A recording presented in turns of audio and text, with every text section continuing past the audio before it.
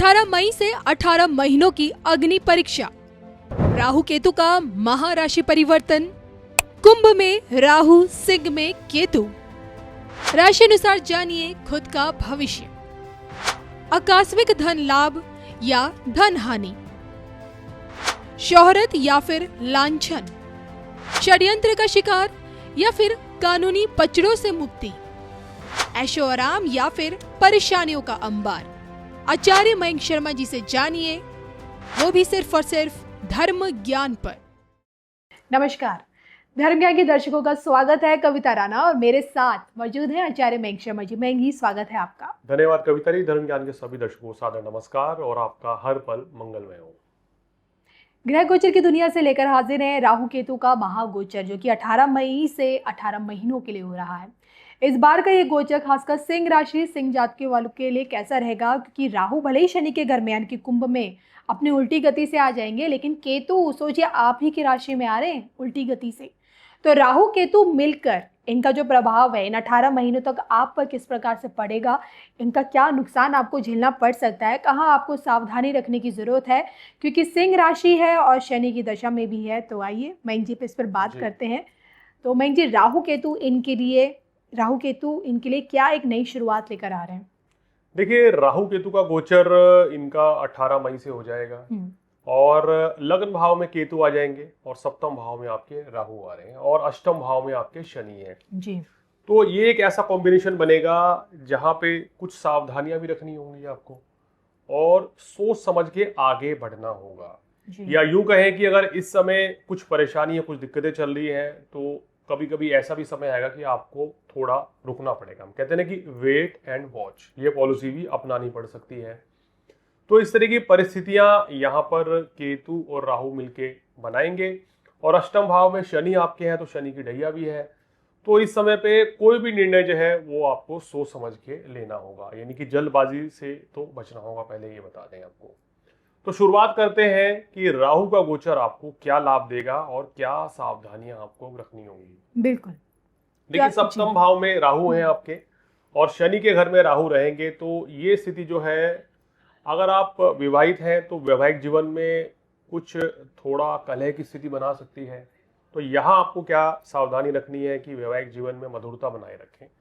तो जब लग्न भाव में आपके केतु और सप्तम भाव में राहु रहेंगे तो यहाँ क्या है, गृहस्थ जीवन में परेशानियां बढ़ती हैं। और सप्तम भाव के स्वामी कौन है आपके? शनि, वो अष्टम भाव में आ गए हैं जी।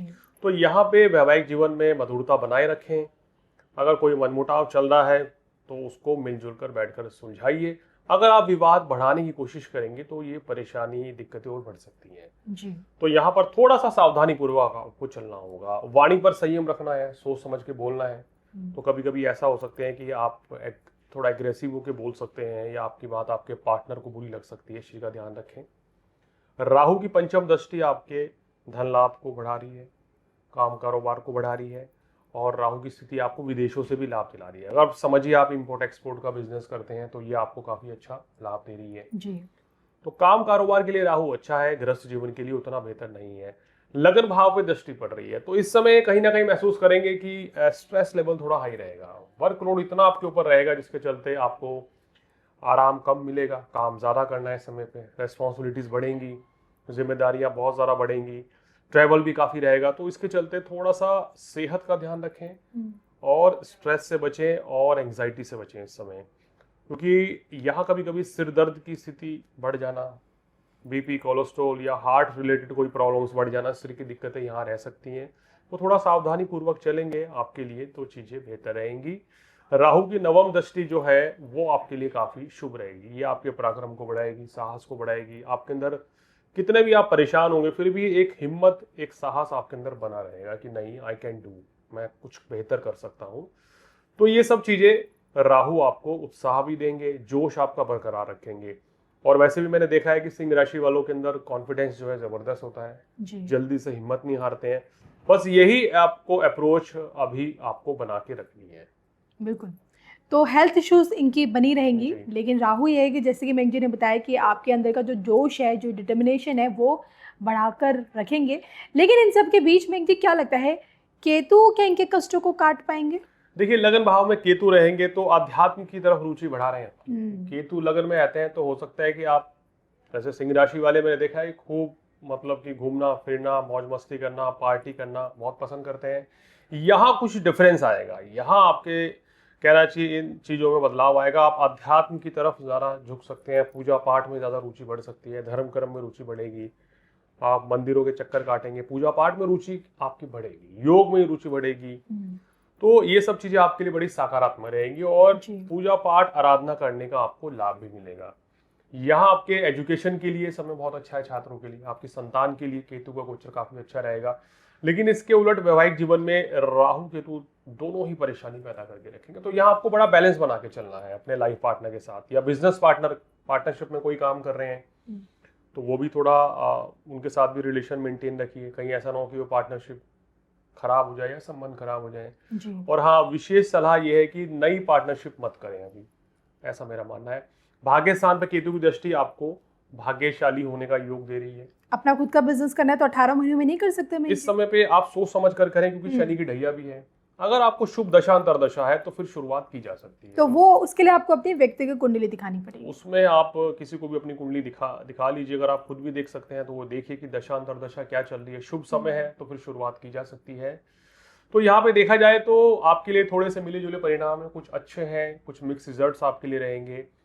ओवरऑल आपके लिए अगर यही एक बात कही जाती है कि अपने कर्म में भरोसा रखें, मेहनत करते चले जाइए, भाग्य कुछ रुक रुक के साथ देगा।